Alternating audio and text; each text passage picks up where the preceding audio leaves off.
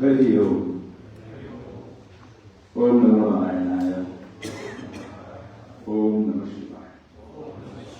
Sada Sada Samarambham Shankaracharya Mukhyam Asmadacharya Paryantam Guru Paramparam Narayana Samarambham Acharya Mukhyam Asmadacharya Paryantam Vande Guru Paramparam Naham Karta Hari Karta Puja Karmacharyam Yadyat Karma Karom Tattvakyam Shambho Dharanam.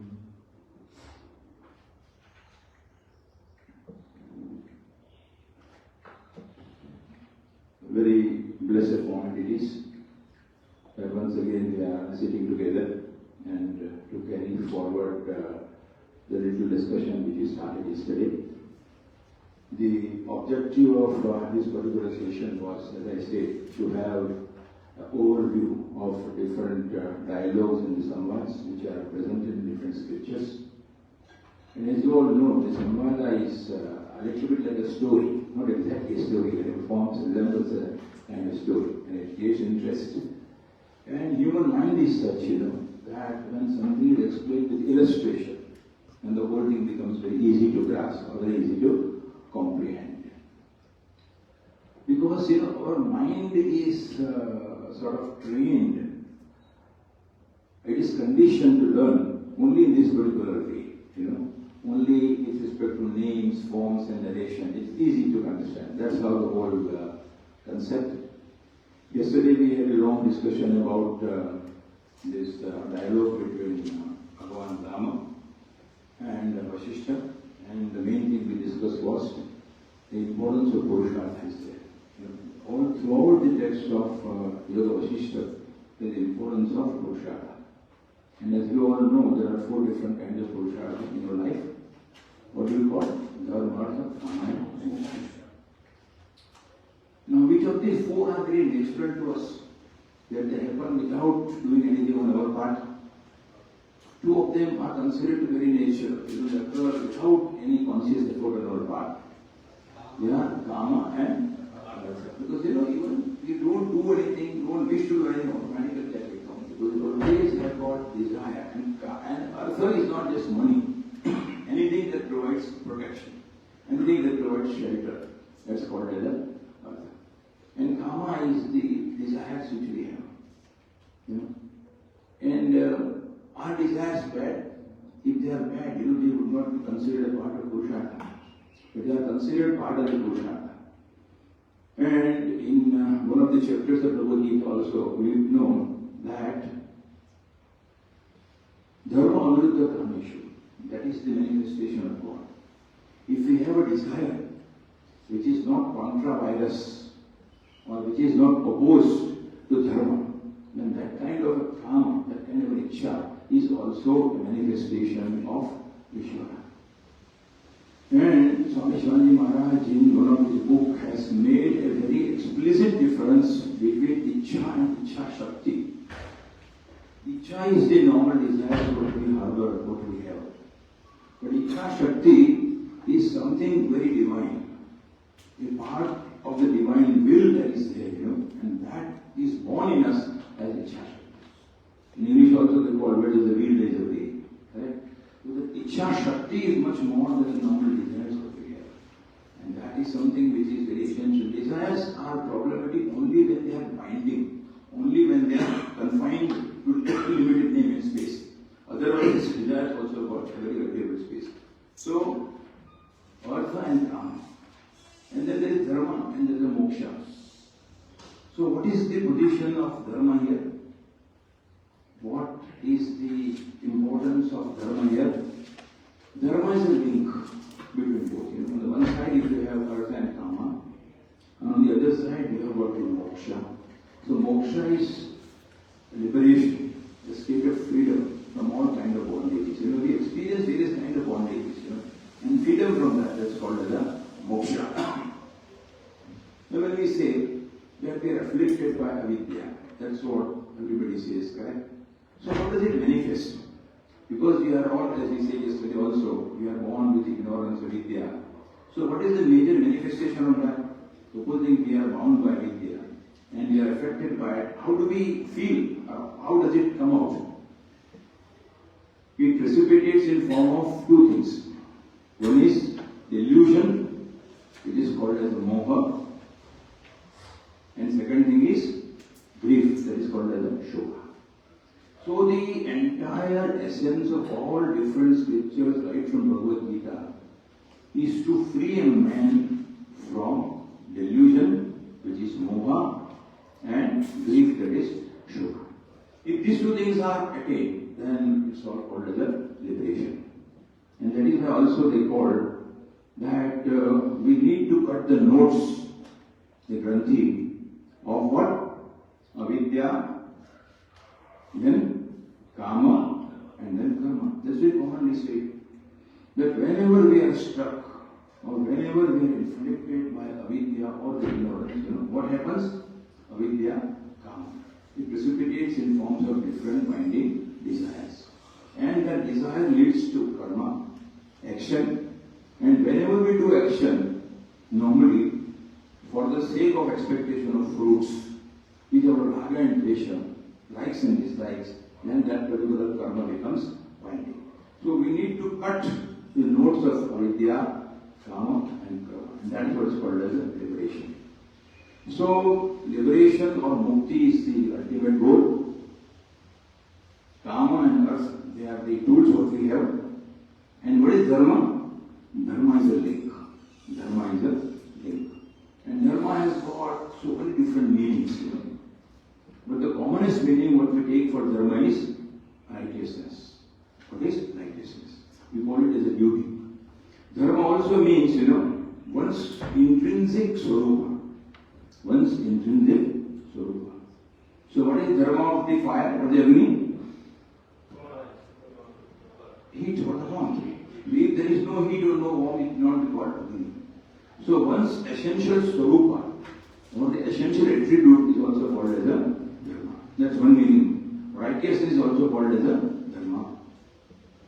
And through dharayati dharma, the one that supports, the one that holds, that's also called as a dharma. So in the ultimate analysis, or in the ultimate strength, the Ishvara or the Brahman, which beholds the entire existence, is also called as a dharma. So dharma has got various meanings. But in very common sense, we consider dharma as the ethics or the righteousness, and that is a link between kama and earth on one side and moksha on the other side.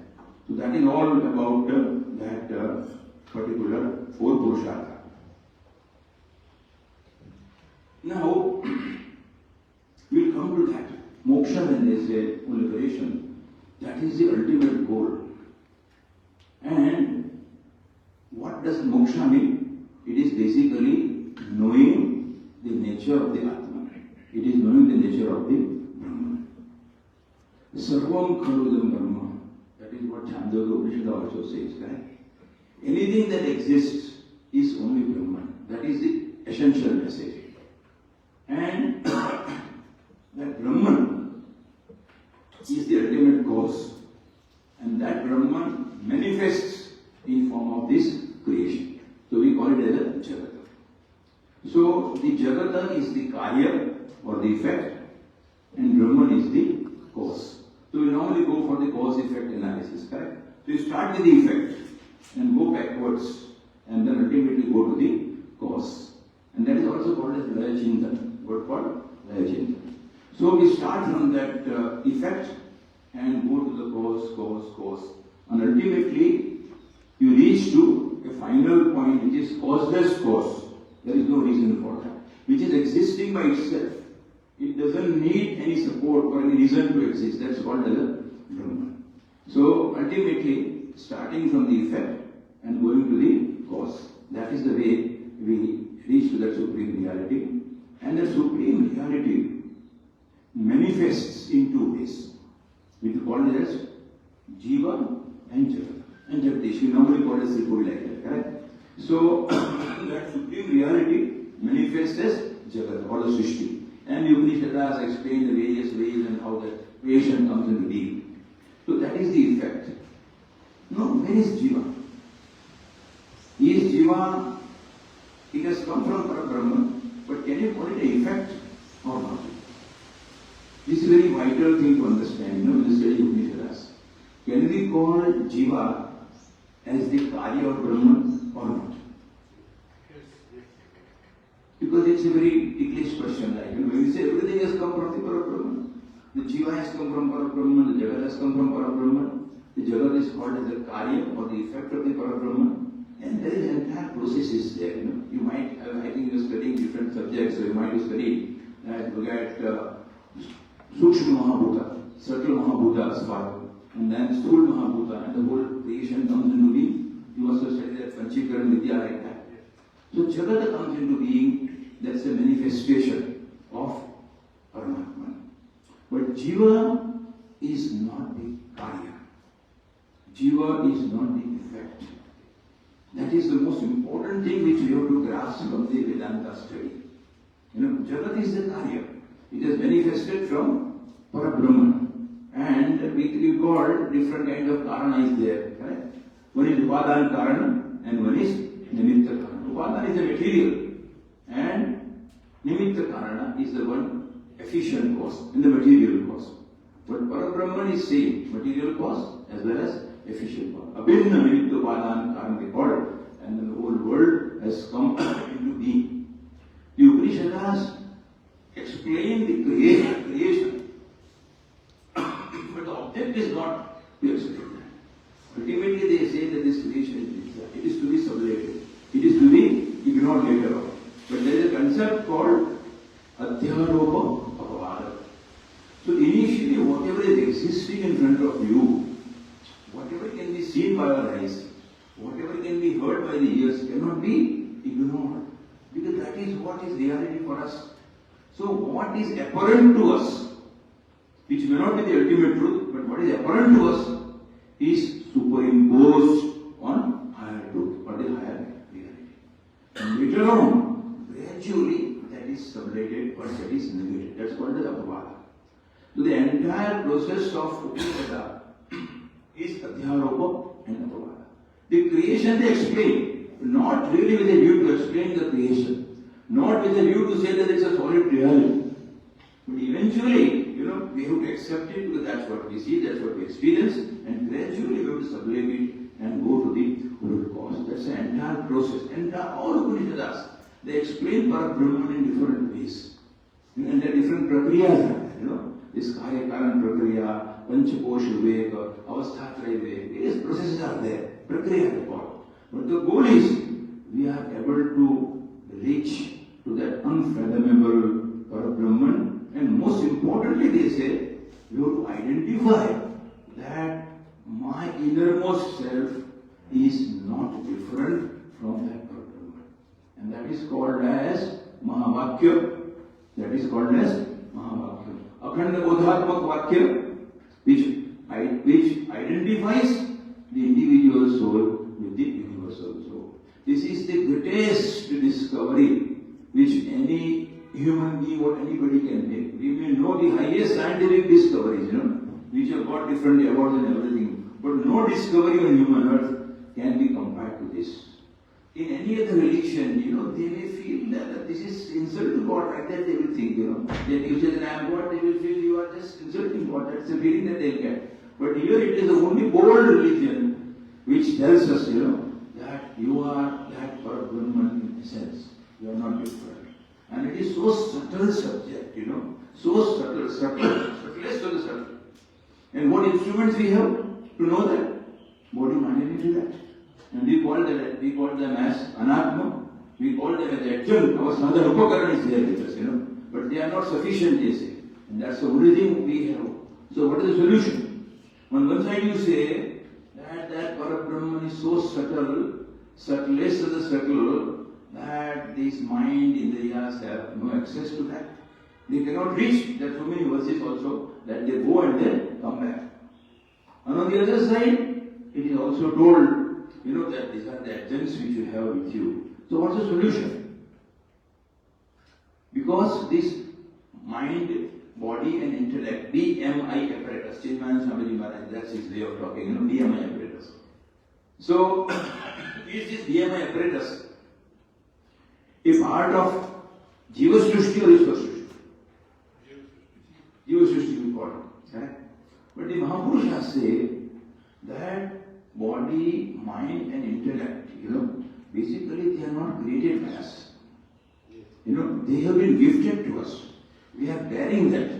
So the mind will just come to us. The body, we have not created that mind. We are a part of the cosmic mind. As a body, we are a part of the cosmic universe body. So it is not something that we have created. Only thing is we have got some independent sankalpa shakti, that we can do something with that own. That's the only freedom which we have. Like we can dream whatever we want in a dream. But beyond that, it is not a part of Jiva Srishti. That is also another important lesson from Upanishads. That adjuncts what we call, anatma what we call, non-self what we call, is not a part of Jiva Srishti, but that's a part of Ishwar Srishti. And anything which is a part of Ishwar Srishti cannot be new. It cannot be good for nothing. It has to have a purpose. So this body, mind and intellect, what we have, which understand the various koshas in Taittiriya Upanishad, right? They may be non-self, that's true, because they have come from that particular being, but they have got to play a very vital role. They have got to play a very useful role.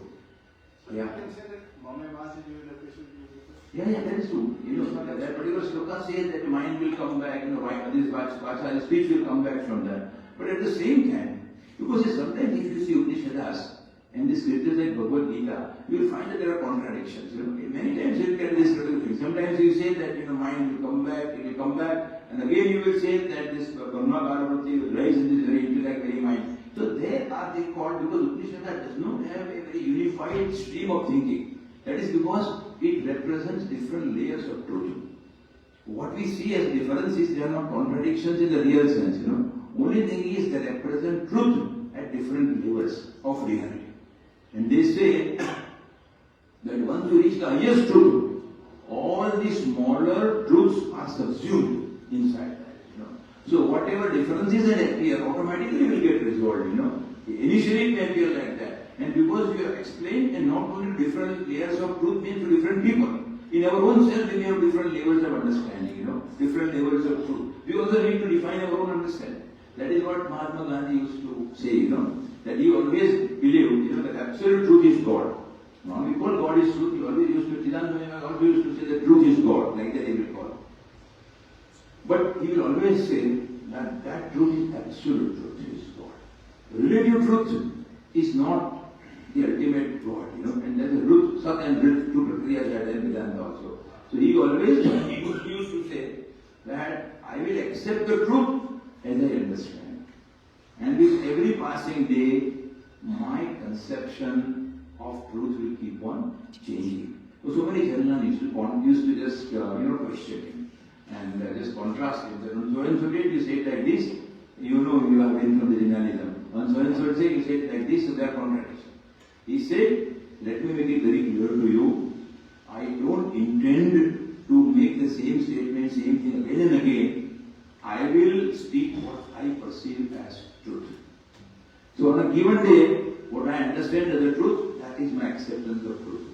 On another day, if I get a higher revelation, I accept that as the truth. So with this kind of a variability, which I owe, still if you have faith in my saying, you take the later one as the final, not the previous one. That's what I see, But that is how keep on refining. And ultimately, we reach to that level of Parabrahman. So various kind of things are there, different things are there. And all Upanishads say that. Now today, we have a little open general background. I didn't mean to say all these things, but just it came to me. What do you mean by Ishwar Srishti and Jiva Srishti, and how is BMI part of Ishwar Srishti? Please explain that. You said something? The Ishwar Srishti is something, which has been created by Parabrahman himself. Right? As you all know, that Parabrahman himself is akarta. He will not be engaged in any kind of creation kind of activity. So only that Parabrahman, whenever it unites with its mysterious, imponderable power, what we normally call as Maya, then we got Ishvara, we call it. That is Maya, Chaitanya, that's Ishvara. And it is Ishvara which is doing all this activity. See, Swami Shivananda Maharaj has said in one of his books also that various avatars, what we say, are also the avatars of Brahma, Vishnu and Mahesh. Parabrahman per se doesn't take avatar. That is what he has very something very critical he has mentioned. This completely detached. He will not engage into any action. But only the mysterious power of Maya is something which is responsible. And again, Maya is not having independent power. That also comes from Parabrahman. But in association with that, Maya with Chaitanya Ishvara, that the entire process is there. The cosmic mind, cosmic prana, Sukshma Mahabhutas, 5, Sthula Mahabhutas, and the whole creation comes into being. So all this is done by Ishvara. We are not doing anything. We can't create anything. See, whatever we can create is taking resources from the nature and we do. Even we synthesize something chemically or anything, we are taking the raw material. We cannot do anything fundamentally for ourselves. So anything that exists by itself, that we normally refer to as the Ishvara Srishti. And whenever we do something using our intellectual efforts or as if doing active karta, that feeling of I-ness, whatever that comes to us, that may be called as Deva Srishti. So normally what we get in dream, we conceptualize the whole thing and we imagine the whole world, that we are the one who created the dream, we are the one who witnessed that. And likewise, even in waking state, we can have dream kind of situation, correct? So whatever emerges to our mind, or whatever we conceptualize and take it out of our own limited understanding, mind, that will be called as Deva Srishti. Correct? That's how I take it. Correct? So all these Upanishads, they have the different ways of explaining that Brahman, which is very subtle, and that is why they explain different methodologies. Whatever suits us that we have to take.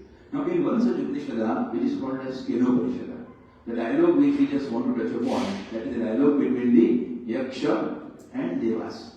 I think everybody has known about the dialogue, but still we will say something about that also today. And that is something which appears in the Kenopanishad. And the main thing about that is, whenever the Devas, when they got inflated, when they had that vanity, they call it, conceit is another word which can call it. When you have the hyper-exaggerated judgment about yourself, so when you have the false vanity, when you have got that inflated ego, conceit, what happens? What you are saying right now, that Deva Srishti, is you start thinking that I am the doer, I am the experiencer. This I am the karta and the bhokta. And aham karta iti ahankara. So whenever that feeling comes that you are isolated from that Parabrahman or the Ishvara, and a sense of separate identity comes to you, then the whole sorts of problems arises. And this inflated ego of everything can happen not to human being, it can happen to Devas also. Now Devas, what are Devas? Normally we consider as God like that, correct? Indra is there, Varuna is there, all this Surya is there, we call them Devas.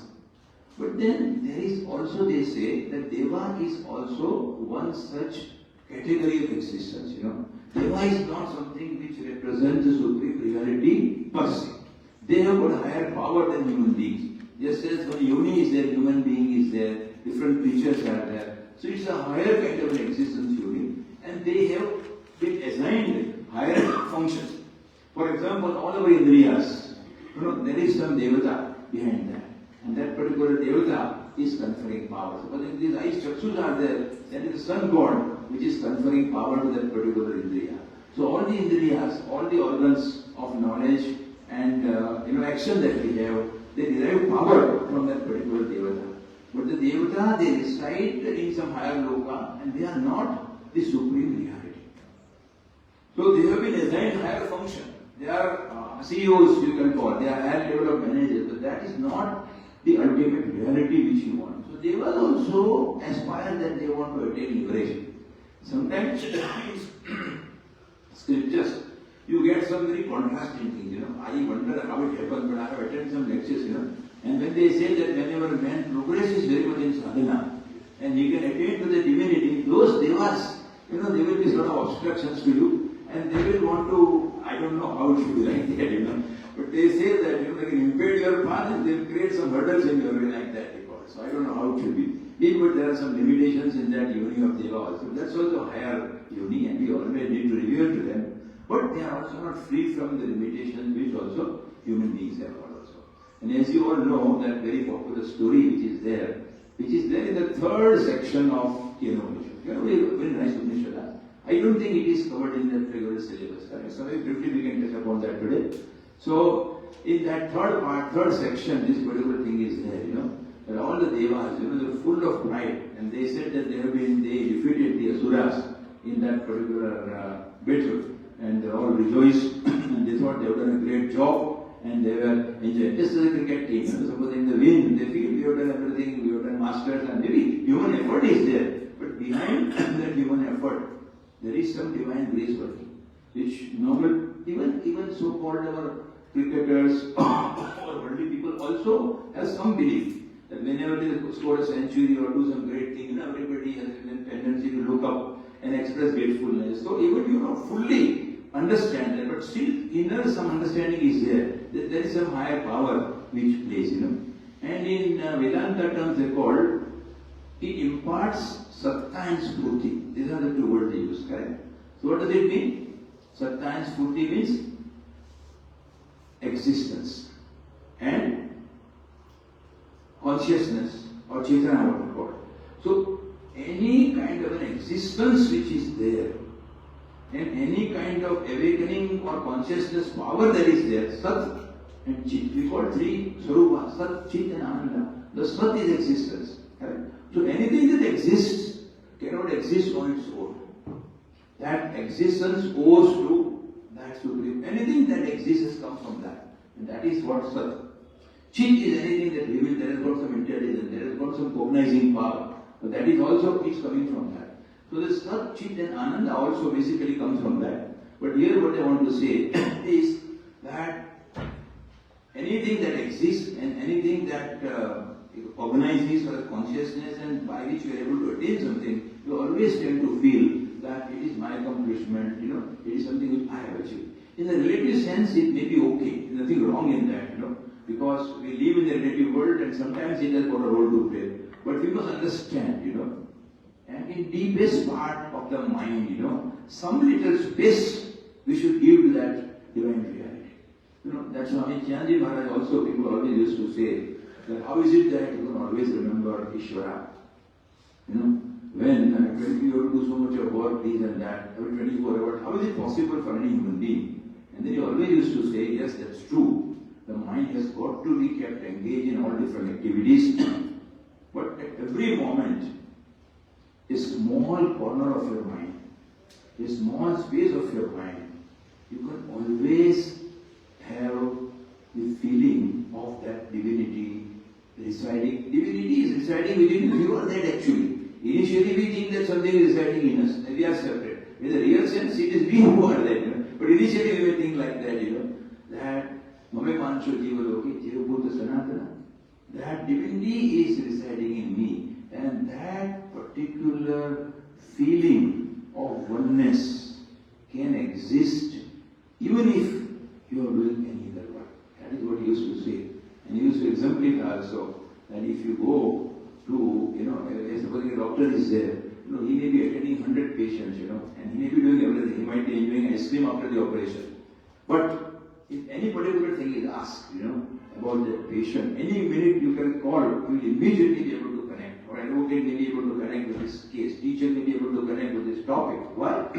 Because some part of the mind is attached to that particular subject, that particular reality. So like that, even if we think that we have achieved something, we have got a good mind, good intellect, but deep within, if you consciously practice this, it's not impossible. You can always feel that divinity which resides in me is something which is inspired. They call it satta and spurti. That's what classical word in Hindi, Vedanta they call it. Right? So satta means existence and spurti means the knowledge. See, normally it is only Paramatman or the Parabrahman which is self-existent, self-revealing and self-peaceful. Nothing else is existing by itself, Everything is dependent existence. All we are dependent existence. And Chit when they call, so that is, it cognizes by itself, Just as a radium is there, supposing, and then it gives light by itself. In a relative example, I am saying that. Otherwise, everything can be seen only by the light of sun. But only radioactive matter is there, that it radiates emission on its own. And you can say that it has got light of its own. likewise, that this Sat, Chit and Ananda, all these three traits we can call, or the Lakshana, Vilakshana what we call, is emanating from that. This Parabrahman is to be understood from various ways, and sometimes when we get this conceit or the false pride, some here in this particular example, Yaksha Parabrahman itself appears, but sometimes it will come to us in form of a guru, it can come to us in form of a friend also. So whenever somebody criticizes or makes a critical comment about us, he is a free consultant, he is providing the services without charging anything. So it should not be taken as something negative. We should think, and whatever is good, we should take out. If something is doing it with a negative feeling or some deliberate ill will, then we can neglect it. But otherwise, we should always take our critics also as our friend. That's the way it should. So in this particular case, Kenopanishada, basically it belongs to Samaveda. So you know that there are 4 different Vedas. Just this background I'll give about Kenopanishada before we come to that example. So that it is a part of the Kenopanishada, and it is Talvakar Brahman, or it is also called Gemini Brahman. As we know that any Veda, basically has got different parts. Samhita is there, then Brahmana, Aranya, Upanishad like that. So in the Brahman portion of that Samaveda, this particular Kenopanishada is there. Like other Upanishads also, it talks about the nature of the Brahman. And as I say, when you say Brahma, Jnana or Atma Jnana, they are not different. But when you say Brahma, normally it understood all pervasiveness, that's Brahma. And when you call Atman, that same Parabrahman, which is residing in this apparatus of this body, now that's referred to the Atman. But qualitatively, they are the same thing. That's the message. So Atma Jnana is the only solution to all the problems what we have because of avidya. We should not ask why avidya is there. So many people have a habit of putting all the question. What avidya? How has it come? Now, Siddhanta Maharaj used to say that, you should play safe. Suppose there is a live wire is there. They don't inquire about that very delicately. Take care, don't touch it. So like that, you are affected by it. So be it. So that's God's wish. Take it as well. Go proceed from prayer. So the delusion and shoka is something which we should try to eliminate. Okay? Now, so all about that Kenopanishad, it's a very small Upanishad. And basically, Adi Shankara, is a great, even Swami Sivananda Maharaj regards him as his guru. And all the books on Bhagavad Gita and the Upanishad which Swamiji writes, he makes a reference to Adi Shankara. So even if you don't read Adi Shankara Bhashya, but even simple books of Swamiji, like, this is a book on that Kenopanishad. So like that, different books are there. There is a book called Upanishad for busy people. So everybody thinks we are busy. So maybe out of every Upanishad 4 verses are there. So like that, he takes reports to the commentary of Adi Shankara. It is ideal to read Adi Shankara's Bhashya. I don't say we should not do that. But even as a starting point, we should do this. And in many cases, it also is sufficient. So that is what we should try to do. And here, it is in 4 kanda. So the part 1 and 2, or that is the first 2 kanda, it talks as a dialogue on how to realize the Brahman by transcending the mind and the senses. So Brahman is beyond the reach of the mind and the senses. That's what we discussed in the initial part, correct? That we say that this mind, the senses, and the intellect, they are tools, adjuncts, and they have been gifted to us by the Ishvara, but they have got limitations. If I give you a simple example to make you fully understand, supposing this glass of water is there, if you put salt or sugar inside that, after some time it will dissolve. What you call dissolution in the physics, correct? So can we see that? What happens is that in a crystal or amorphous form, whatever compound was there, it has gone into molecular form. All molecules are separated. And that molecule will have nano size, 10 raised to minus 9 meter, correct? And human eyes can perceive only up to 50 microns, or approximately. 50 microns, 0.05 mm. You cannot see beyond that. You cannot hear below particular decibel. But even though you cannot see, it doesn't mean it is not there. It is there, but senses have no ability to comprehend that. And this is a molecular state, but it will be much smaller. If you go to homeopathy medicine, you know that I did so many times that you cannot get a single molecule, and still it acts. So how does it act? Because they act some energy is there. And energy is also not the ultimate parabrahma. Energy is also a part of the parabrahma, the physical world, like that. So there are limitations of these senses, but at the same time, these senses are very vital. They are very useful, not only for the discharge of the functions in the physical world, but also in the spiritual world. whenever we start our sadhana with karma yoga or bhakti yoga, that's a starting point. And what does it mean? That whenever we do any actions, and as I said yesterday, karma cannot always be binding, because we cannot live without doing karma. So how can it be only always binding? Whenever we do karma without any raga and dvesh, normally we do our karma for the sake of fulfilling our raga and dvesh. We don't do that. Then what do we do for? We do it as a part of the task which is destined by the divine for me. That is what I do. And they say that every individual is unique in this world. Siddhanta Maharaj always used to say that every individual is unique in this world, and whatever work Lord has destined you, nobody else can do it. So we have to do, we have to act, but act with wisdom. Act with wisdom. Wisdom-filled action and action-oriented knowledge. You can remember these two words. Swami Sivananda Maharaj completely explains the Bhagavad Gita in his one of the books in these two words, Wisdom-filled action and action-oriented knowledge. So we do karmas as if it is a part of the duty. Swadharma. God has destined for me. I alone have to do it without likes and dislikes, as an act of offering to Lord. Yadyat karma karomi tattakakiram shambho tavaradhanam. I am doing as your worship. Whatever I am doing is a plan of a divine plan. I am an instrument, karta in your hand. And whatever, it is not the fruit will not come. Karma phala is always going to come, but I am not doing it with expectation of fruit. I have no attachment for the action, and I have no attachment for the fruits. That is karma yoga in essence. And if you see Bhagavad Gita, practically in all 18 chapters, you will find karma yoga in one or the other.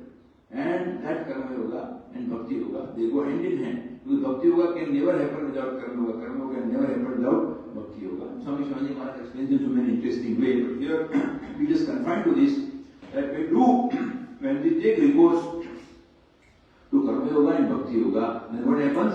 Our antakarana becomes shuddha. It becomes subtle.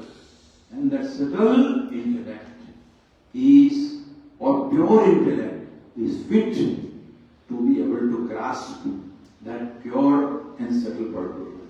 If you want to reach prestinely pure Parabrahman, you have to have a pure antakarana. If you want to reach very subtle, sukshmadi sukshma, then you need to have a subtle instrument. All these instruments, when they become subtle, they have got a place. And it is not those subtle instruments will go and come back, not like that. They will have a role to play. But they will also play a role up to a particular point.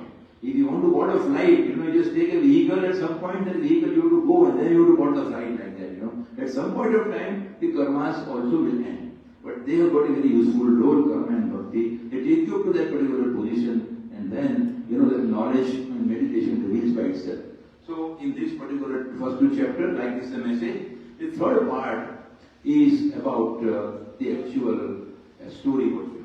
I just complete this, then we can, otherwise I think run out of time. Then we will come back to it. The third part exactly is that particular thing which God wants to illustrate, explain to us. And this battle between the Deva and the Asura is not something in the past. They say it is something which is happening within you every moment. It is not only historical phenomenon, as Samudra Manthan also explained, correct? It is something that kasar is always going on. When sometimes you are able to overcome the evils, and you are able to have a good mind, fresh mind, energetic mind, you feel, I am the victor. But the kind of conceit, the kind of pride which Deva got, same kind of feeling which we can also get. So it's a message for us also. And that is what we have to control. So you know the whole story, that they got full of pride and full of conceit. And then the Parabrahman Devas are the higher entities than human beings, but limitation is Devas cannot attain liberation. They enjoy their fruits, they can do higher power, but they cannot attain liberation. They have to come back to human being. It is only in the human body that liberation is possible, not possible for Devas who are supposed to be the higher pedestal than us. That's very interesting part of the whole thing, and that is why human body is something which is so very vital. Correct? And then Parabrahman thought that some kind of relation has to be given to them. So he assumed the form of Yaksha, the brilliant, bright divine spirit, like that they call. So great reality, great different words are used. In that shining, dazzling form, that Yaksha appears, and all these devas are celebrating just like our winning team celebrating, that World Cup championship, like that. They were enjoying that they have won the battle, and then they noticed some dazzling light, and there is some great spirit is there. What has come? So they thought, let us inquire who is there. They just said, the Agni, Deva is also considered very powerful. Very important among these deities is Agni and Vayu, because here they are the ones who approach to that particular Yaksha, the Parabrahman. Normally Parabrahman doesn't make incarnation as Swamiji says. But here the example, it is said that Yaksha represents Brahman himself. And then the Agni Devata goes, and then Yaksha questions him, who are you?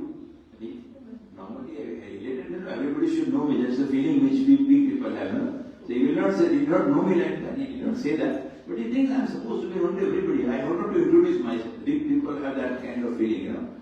So he said, I am this Agni, I am Jatavedas. The whole world knows Jatavedas. Very big name. So Jatavedas, what power do you have? Power? He said, anything in the world, anything that exists, I can burn to ashes. Like that, He said, okay, that's good, And he put that blade of glass. So it is an insult, like, So somebody, Davan or what we see, that such a big power is there, and when you say that you burn this, it's a kind of insult, But that is how God should have thought. Deva should have thought at that point of time, that when somebody puts like this, it's not an ordinary thing. Ordinary man would always bow down to a great man. But when somebody does it, that because of that deceit, because of that vanity, it did not strike to him. And then it just put all its efforts, and then try to see that it didn't burn, and was surprised, what is happening? What is happening to my power?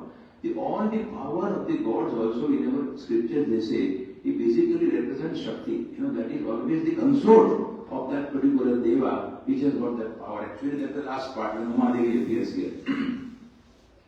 So, he puzzled, and then suddenly surprised and defeated at this, so he walks back. And doesn't say that what happened. It is not very graceful to hear that, nobody likes to listen to one's failures. So he did not say what happened. He only said that I just could not find out what that great spirit is. He did not say what happened to him, because that's not very graceful to say that, And then they said, okay. And another great deity is the Vayu, a Vayu Putra whom we consider so great, Chiranjeevi, and consider the Vayu himself. They go there and try to find out the great spirit is there. And again Vayu also went there. And the same question, who are you? And they will feel that all that exists. I am Vayu, I am Matarishwa. Matarishwa, but Jataveda is for Agni, Matarishwa is for the Vayu. So Matarishwa is something which can move in the space, something which can travel in the space. That's what is a Matarishwa. And that also used for Brahma is behind this word, But I am Matarishwa. What power do you have? Power. And anything that exists, anything here, everything, I can blow off the entire existence. And again the same thing, put the small blade of grass. It's a kind of insult again, but again because it's full of deceit, vanity, that deity doesn't realize that, and again makes all sorts of efforts only to see that it doesn't go, and disappointed again comes back, again say what happened. And then they say that I could not find out what that great reality is. And then again they say that this the lord of this Deva is Indra. Madhavan, what you hear for that. Then you go there and try to find out. And a greater insult happens to that Indra.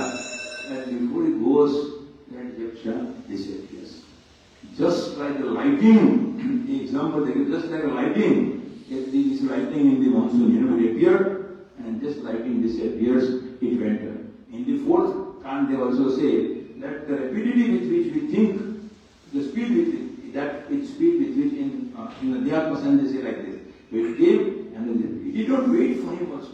So at least for Agni and Vayu, at least they could have darshan and conversation. Indra is not able to have the conversation also with that.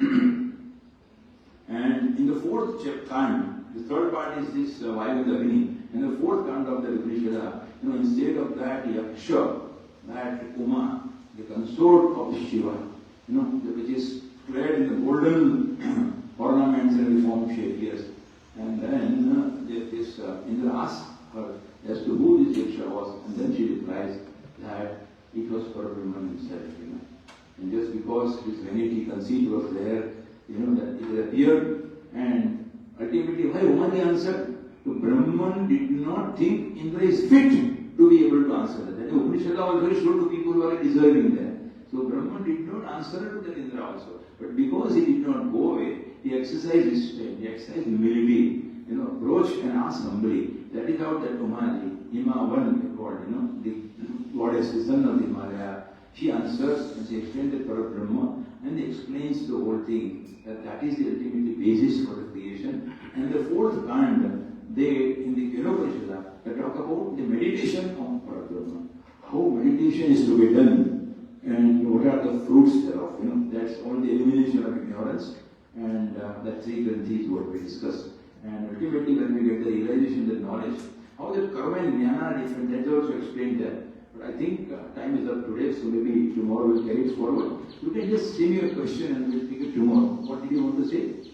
What makes Brahma or Parabrahma to manifest? To manifest.